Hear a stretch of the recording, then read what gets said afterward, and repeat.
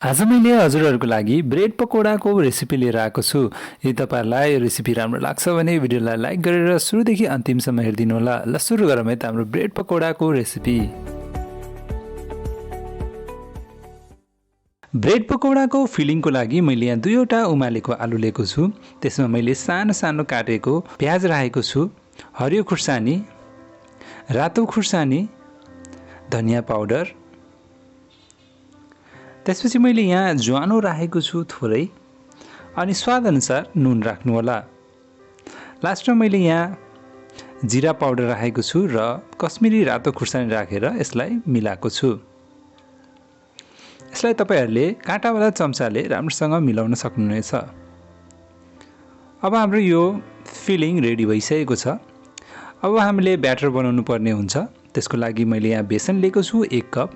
त्यसमा मैले रातो खुर्सानी पाउडर राखेको छु आधा चम्चा, बेसार आधी चम्चा, त्यसपछि यहाँ स्वाद अनुसार नुन राखेको छु र मैले यहाँ हरियो खुर्सानीलाई सानो पाराले चप गरेको छु। यसलाई राम्रोसँग मिक्स गरिदिनु होला। यो मिक्स गर्दै अब मैले यसमा पानी राखेको छु।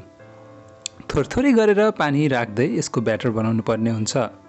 मैले यहाँ पानी राख्दै यसको ब्याटर बनाएको छु। तपाईहरुले पनि यसै गरी ब्याटर बनाउन सक्नुहुनेछ। यदि हजुरहरूले मेरो च्यानललाई सब्स्क्राइब गर्नुभएको छैन भने तल गएर रातो बटनलाई प्रेस गरेर सब्स्क्राइब गर्न सक्नुहुनेछ। अब हाम्रो यो ब्याटर बनिसकेको छ। यसमा मैले थोरै बेकिङ पाउडर राख्दै छु। अब यसलाई राम्रोसँग मिक्स गरिदिनु होला फेरि। अब हाम्रो यो पर्फेक्ट ब्याटर रेडी भइसकेको छ। अब मैले यहाँ ब्रेड लिएको छु। यहाँ मैले व्हाइट ब्रेडको प्रयोग गरेको छु र मैले यो ब्रेडको एक साइड सेजवान सस लगाएको छु।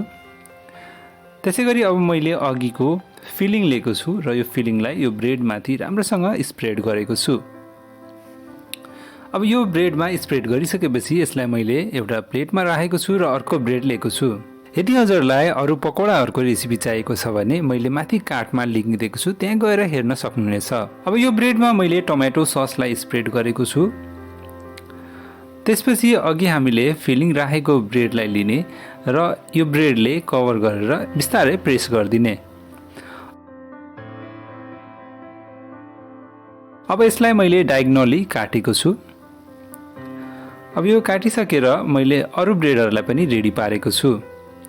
अब यो ब्रेडलाई लिने र यो ब्याटरमा डुबाउँदै अब हामीले फ्राई गर्नुपर्ने हुन्छ यो ब्रेड पकोडालाई।